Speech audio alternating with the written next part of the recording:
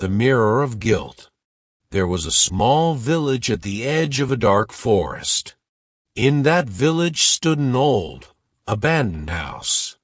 No one ever went inside. The windows were broken, and the walls were covered in moss. People in the village said the house was cursed. Jake, a 22-year-old man, always looked at the house when he passed by the forest. He was curious. Why was everyone afraid of that house? He wanted to know. One evening, when the sun was setting and the sky turned red, he decided to go inside.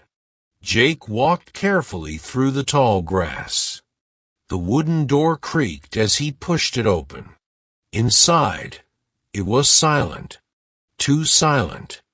Only the sound of his breathing filled the space. He took out his flashlight and shined it around the room. "Hello," he whispered. But there was no answer. Still, he felt something. A cold breeze touched the back of his neck.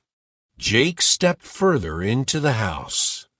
The wooden floor creaked under his feet, and the sound seemed to echo through the whole house. He looked around. It was dark and dusty. An old clock on the wall had stopped long ago, but somehow it still felt like it was watching him. Then he felt it again, that strange, cold breeze. But there were no open windows. He quickly turned around, shining his flashlight into the empty space behind him. "Who's there?" he asked, his voice shaking. No answer. Just silence. But then he heard it, a soft whisper from upstairs. It was very quiet, almost impossible to hear, but sounded like a voice calling his name. Jake. He froze. His heart started beating faster. He wanted to run, but his legs felt heavy. Why was he still standing there? What was pulling him upstairs? Slowly, he began to climb the staircase. The steps creaked under his weight. The whisper became louder. Jake. At the top of the stairs, a door was slightly open. Something moved behind it, a shadow in the dim light. He pushed the door open. Inside, the air was freezing. An old mirror hung on the wall. In the glass, he saw a blurry figure, as if someone was standing behind him. He turned around quickly. There was no one there. The whispering stopped. Then, Jake heard something that made his blood turn cold. Footsteps. They were soft, slow, and coming from above. But there was no upstairs. Jake stood still, holding his breath. The footsteps sounded close, as if someone was walking barefoot on the wooden floor. But there was no one. His flashlight flickered for a second, making the room feel darker. Jake. The whisper was right next to his ear now. He turned quickly, his heart pounding. The mirror on the wall started to fog up, as if someone was breathing on it. Slowly, a word appeared in the mist. "Why?" Jake's hands trembled. "Why what?" he whispered, without knowing why he was answering. His voice sounded weak in the heavy silence. Suddenly, an icy hand touched his shoulder. He spun around, but again, nothing. Yet, he heard a voice, soft and full of sadness. "You forgot me." Jake's mind raced. Who was this? What did they mean? He didn't know anyone who had lived here. "Who are you?" he asked, his voice shaking. The door behind him slammed shut. The loud sound echoed through the house. Then another noise filled the air, crying. It was faint, distant, but it surrounded him. A sound full of pain and loneliness. Jake wanted to run, but something held him in place. It felt like he had to be here, like the voice wanted to show him something important. The mirror fogged up again. This time, a new word appeared. Remember. Jake stared at the word, his heart pounding. What was he supposed to remember? Jake's head felt heavy, as if something was pressing down on his thoughts. Remember. But remember what? The crying grew louder. It wasn't coming from one place. It was everywhere. It sounded like a child, full of sadness and fear. And as he listened, something deep inside him ached. Then, he saw it, not in the room, but in his mind. A memory, like a flash of lightning. A little girl. She had dark eyes and a small, pale face. She was holding a doll, smiling up at him. Her laugh was soft, innocent, but something about it felt wrong. The image changed. Now, the girl was crying, sitting alone on a cold floor. The room looked just like this one. Jake's heart stopped as he heard her voice. A whisper, but inside his head. Daddy. A wave of pain shot through him. Daddy. That can't be, he muttered, shaking his head.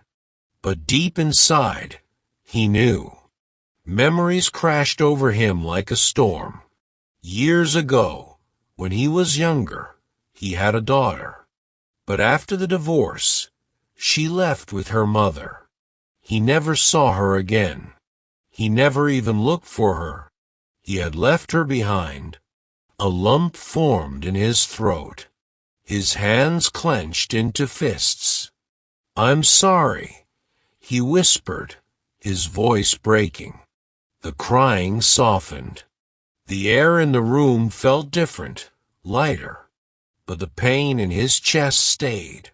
The mirror fogged up one last time. A new message appeared. Too late. Jake felt the words cut through him. The room around him was fading, growing darker. The house felt empty now, lifeless. The voices were gone, but their message would stay with him forever. He fell to his knees, his head in his hands. Outside, the sun was rising, but inside Jake's heart, the darkness remained. Jake sat frozen on the cold wooden floor. His mind refused to accept the truth, but his heart knew. He had abandoned her, his little girl, left alone in this house. Had she waited for him? Had she cried, hoping he would come back? His breath came in shaky gasps. The mirror's message burned into his soul. Too late. A deep sorrow filled the room, as if the walls themselves mourned. The air was thick, heavy with regret. Then, the crying stopped. The silence was worse. Jake turned to the mirror, his fingers trembling. The fog on the glass was clearing. Slowly, a reflection appeared, not just his own, but hers.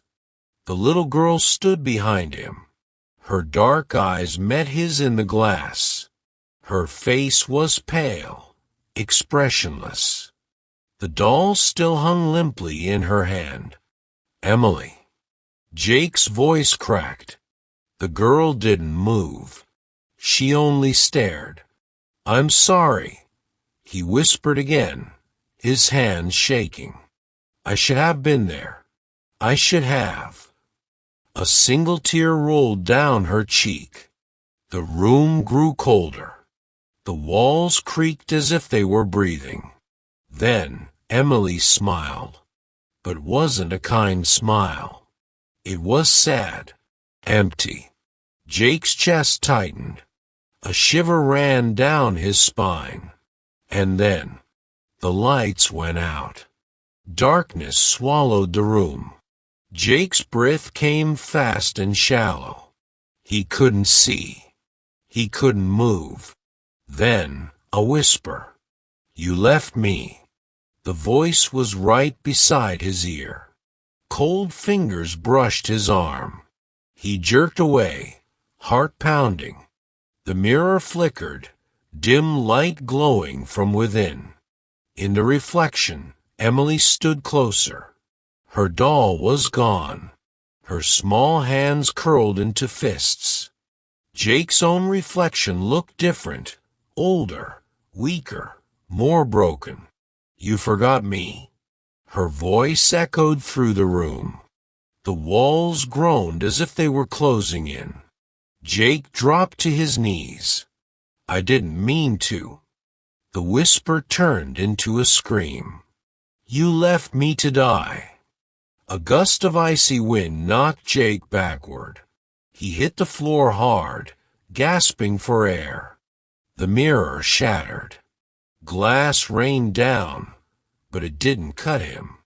Instead, the shards floated in the air, spinning, glowing with an eerie light. Through the broken pieces, Jake saw the past. Emily, sitting alone in the dark house. Her eyes red from crying. Days passed. No one came.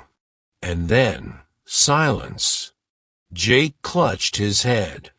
The guilt crushed him like a weight he couldn't bear.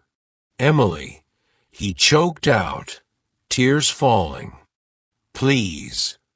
The floating shards stilled. The air around him grew calm. Then, one last whisper. "Goodbye, Daddy." A force pulled him back. The room blurred. His body felt weightless. And then, Jake woke up. He was outside. The old house loomed before him. Silent. Cold. Had it been a dream? No. His hands still trembled. His heart still ached. The guilt was real. The house stood empty, but something was different. The mirror was gone. Jake knew he could never change the past. But as he walked away, he whispered the only words he had left. "I'm sorry, Emily." The wind carried his words into the night, and for the first time in years, he felt her let go.